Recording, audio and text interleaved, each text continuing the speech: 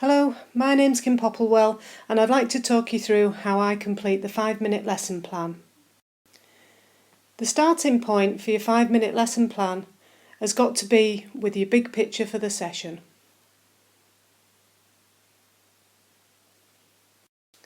Today's big picture is child development and theories of learning. Next, you need to think about your learning objectives for the session. So in today's session, our learning objectives are to identify how children's development is affected by a range of personal and external factors, and research the work of 2 learning theorists and discuss how these theories relate to classroom practice. Next, you need to look at the engagement, and that's the initial engagement, what you're going to do to grab the students' attention as soon as they walk in the classroom. So that's your starter activity. So for this session, I'm going to be doing some sorting cards that show a range of factors that affect development, and students will be putting those under and deciding whether those are personal factors or external factors. So moving on, once you've done your starter activity, you look at how you're going to make the learning stick. And this is the most important part of your 5-minute lesson plan, and it's the secret of your success. When you're thinking about your stickability, you need to be asking yourselves a number of questions. One of the questions that you need to ask is, how will I know the learning is stuck? So what you're going to do to check that the learning is stuck from that session. What are you going to do if the learning becomes unstuck? Then what you're going to do? And how and when should you focus on the sticking of learning?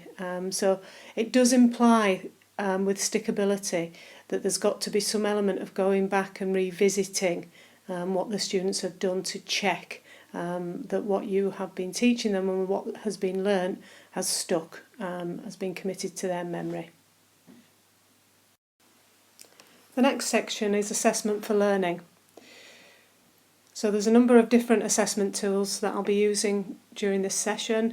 The students will be completing the matching activity, we'll be doing verbal questioning, relating to the personal and external factors. They'll be presenting their ideas. That presentation will involve some group work. They'll be doing some self and peer review as part of it, deciding what they need to learn about the theories of development, and will also be taking part in a Child Development Millionaire quiz. So from assessment for learning, I would move on to the differentiation. We've produced a takeaway homework menu that's linked to this particular lesson, because the students do quite a big project around child development, and they have to research the work of 2 learning theorists, which comes into the lesson that we've planned. And they will be able to choose their level of difficulty depending on their skills and their learning style, etc., from the takeaway menu. We will be asking almost and some questions during the activity. There'll be also de Bono thinking hats we're just going to pilot the use of this week. So there'll be different thinking hats for different questions. So we might have a blue hat which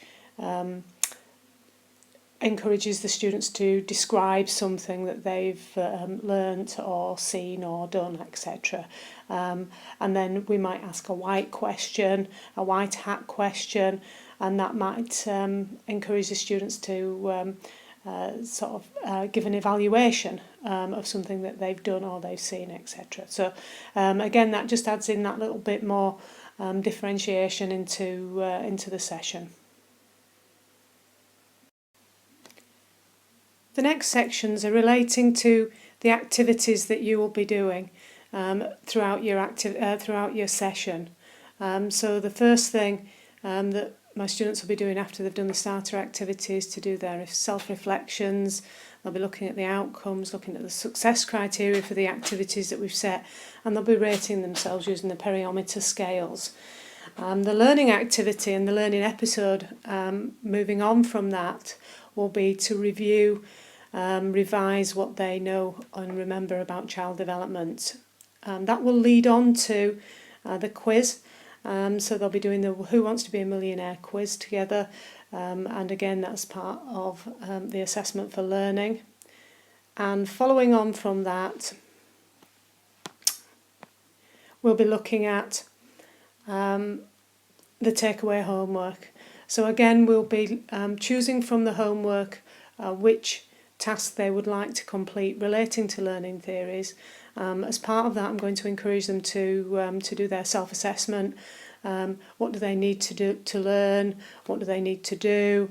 What are the skills that they need to develop? For example, they may choose to do a PowerPoint presentation on the theories of learning. If they choose to do that, then they would need to set themselves a plan to develop the skills in using PowerPoint.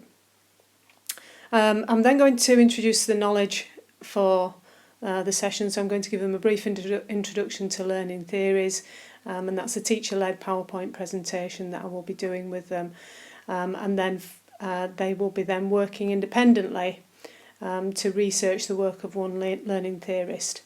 When they've done that research, they'll be paired with another pair, and they will share what they've learnt with each other from each of the different theories, and they will be completing a comparison. So they'll be comparing and they'll be contrasting the work of those two different theories, and looking for the similarities, looking for the differences in that. And they will be then, as a group, they will then feed back and present their ideas back to the rest of the class. So hopefully when the students leave the session, they will be able to compare and contrast the work of two of the learning theorists that they have investigated and reviewed. And finally, the key words that the students will be coming across during the session that you might need to check their knowledge and understanding of. So I've just listed some of the key ones: theory, theorist, cognition, development, holistic, factors, social learning, Bobo doll. There could be quite a number more, but those are the sort of key ones that I want to just check the understanding on during the session.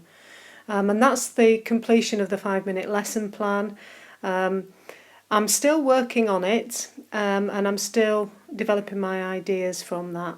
Quite often use the back of the plan to write down some of the key questions that I'm going to ask. I mentioned earlier the almost and some questions, so that I can get the almost and some activities, so I can get those differentiation. So I can get the differentiation in my head to help me remember it. Again, there's no plenary, which I believe should be in the assessment for learning. So again, I would add on now the plenary and what I'm going to do to check that they've learnt at the end of the session.